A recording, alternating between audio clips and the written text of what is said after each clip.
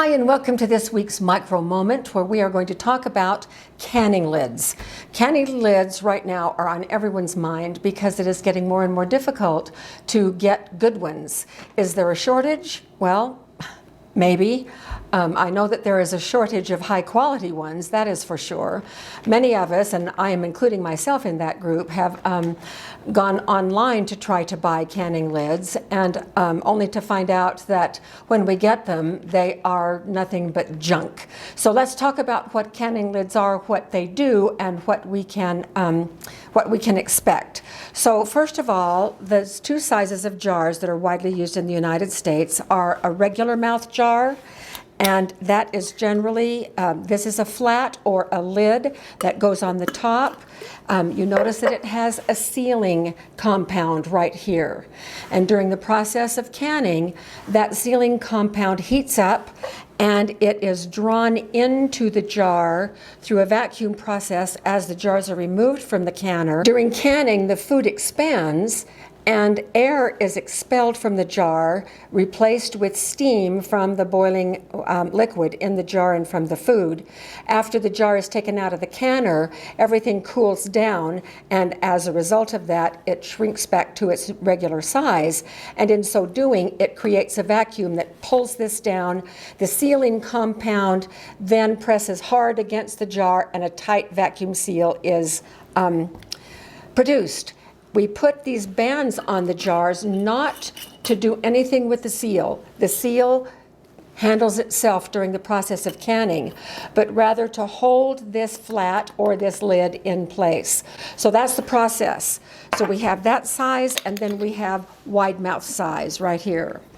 Once these flats or these lids are used for canning, do not use them for canning again. I don't care who says whatever type of a process they may have to fluff up that compound again. It's not worth taking the chance. You are risking things not sealing. All right, so that's pretty much the United States. Those two-piece lids are what the USDA recommends. On the other hand, in Europe, for at least 90 years, probably closer to 100, they have used WEC jars. I love these WEC jars. They are not only beautiful, they are sturdy, they are wonderful.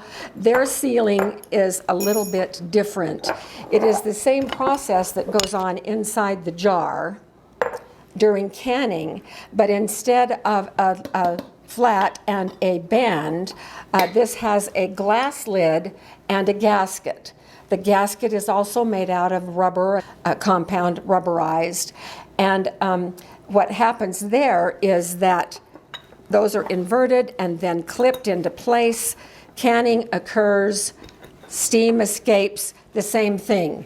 Once the canning is finished, the food shrinks down again and pulls this lid tight against the jar with this in between. That helps form a really good seal. I've had very good luck with these jars in water bath canning, not so much in pressure canning. And they come, as you see, in a lot of different sizes, and they are beautiful. All right, so there are these lids. These are plastic lids. They are not canning lids. Don't be deceived because it says ball on the box. These are used after the canning is done. You can remove the flat and the band and replace it with this in the refrigerator for leftovers. I also use these when I use canning jars to store water. In my empty canning jars, I prefer these plastic lids for that. All right, what about reusable lids? Oh, these I wanted to talk about. My son's fiance and her mother had a fire at their house. This has been 4 or 5 months ago. On their back porch, they had lots and lots of boxes of canning lids. The boxes were smoke damaged. Some of them were a little bit water damaged. I am repurposing these. These are brand new lids. So fortunately, I have a supply of at least the wide mouth for a while. Now, these lids are reusable. So these are Tadler, and another similar brand is Harvest Guard. And it's my understanding from a different YouTube homestead channel that it's still family. I guess there was a break in the family, and one produces Harvest Guard, the other part of the family continues to do Tattlers. And they do about the same thing. In this box comes what they call a lid and a ring. This is a little rubber gasket. It can be reused over and over again, just as these can, until they show some signs of wear. So you put these in a pot of water, you heat them up, and then you put that little gasket in place, which they call a ring. And then that goes on the jar. Same process, you use a regular band. One difference is that when you take this out of the canner, you screw this down tight. This does help that gasket seal to the jar. Now, I have used these in a couple of batches, and they're fine. They work just fine. I'm not that fond of them, but other people think that they're just wonderful, and in times when lids are scarce, being able to reuse them is certainly an advantage. Now, what is going on right now is that a lot of times when you buy these Ball or Kerr lids,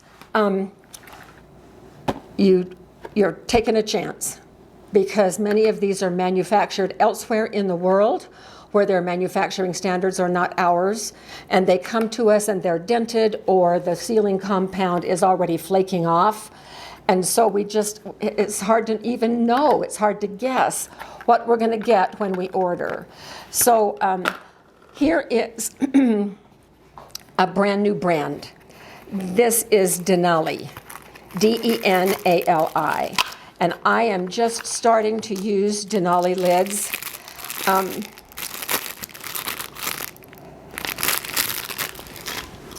They feel just a little bit heavier.